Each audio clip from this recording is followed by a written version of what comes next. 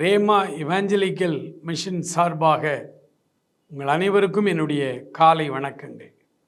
பிரியமானவர்களே, அனுதினமும் இயேசுவோடு என்கிற இந்த நிகழ்ச்சியிலே இந்த நாள் காலையில் ஆண்டவர் நமக்கு தருகிற ஒரு வார்த்தை ஏசாயா தீர்க்க தரிசன புஸ்தகம் 49ஆம் அதிகாரம் 16வது வசனம். இதோ என் உள்ளங்கைகளில் உன்னை வரைந்திருக்கிறேன், உன் மதில்கள் எப்போதும் என் முன் இருக்கிறது. ஆண்டவருடைய அன்பின் மேன்மையை நீங்கள் பாருங்கள். நம் ஒவ்வொருவரையும் நம்முடைய உள்ளங்கைகளிலே வைத்திருக்கிறார். நம்மை அவருடைய உள்ளங்கைகளிலே வரைந்திருக்கிறாராம்.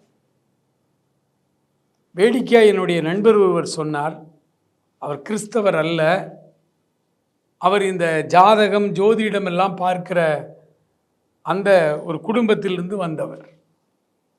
அவர் ஒரு நாள் என்னிடத்தில் பேசி கொண்டிருந்த பொழுது இந்த ஜாதகத்தை குறித்து, இந்த ஜோசியம் பார்ப்பதை குறித்தெல்லாம் அவரோடு பேசி கொண்டிருந்த பொழுது நான் அவரிடத்தில் சொன்னேன், இல்லை இல்லை, இது எல்லாமே சும்மா பொய் தான் நீங்கள் சொல்கிறது அப்படின்னு சொல்லும் பொழுது அவர் சொன்னார், உங்களுடைய பைபிள்லேயே இதை பற்றி இருக்கே அப்படின்னார். எனக்கு ரொம்ப ஆச்சரியமாக இருந்துச்சு. பைபிளில் எங்கே இருக்குன்னு கேட்டேன். அவர் சொன்னார், இதோ உன்னை என் உள்ளங்கைகளில் வரைந்திருக்கிறேன்னு சொல்கிறாரா, அதாங்க அந்த கோடுலாம் அவர் தான் உள்ளங்கையில் வரைஞ்சி வச்சிருக்கேன்றாரு. எனக்கு வேதத்தை எடுத்து வாசித்து பார்த்தால் அந்த நண்பர் எவ்வளவு தவறாய் அதை புரிந்திருக்கிறார் பாருங்க. ஆண்டவர் அழகாக சொல்ல, இதோ என் உள்ளங்கைகளில் உன்னை வரைந்திருக்கிறேன். இந்த கோடுகள் எல்லாமே இது மடங்குவதற்காக இருக்கிற தசை சுருக்கங்கள். இதுவல்ல ஒரு மனிதனுடைய காரியத்தை, வாழ்க்கையை நிர்ணயம் செய்வதற்கு.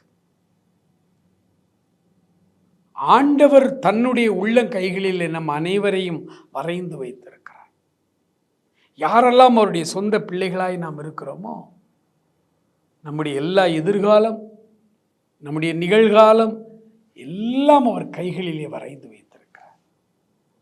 அவர் சொல்றாரு, உன்னை என் உள்ள கைகளிலே வரைந்திருக்கிறேன், உன் மதில்கள் எப்போதும் என் முன் இருக்கிறது. காலைதோறும் அவருடைய சமூகத்திலே, ஆண்டவரை இந்த நாளுக்கு தேவையான கிருபை எனக்கு தாரும் என்று ஜெபித்து நம்முடைய கடமைகளை நாம் செய்வோம். ஆண்டவர் உங்களை ஆசீர்வதிப்பார், தொடர்ந்து வழி நடத்துவார்.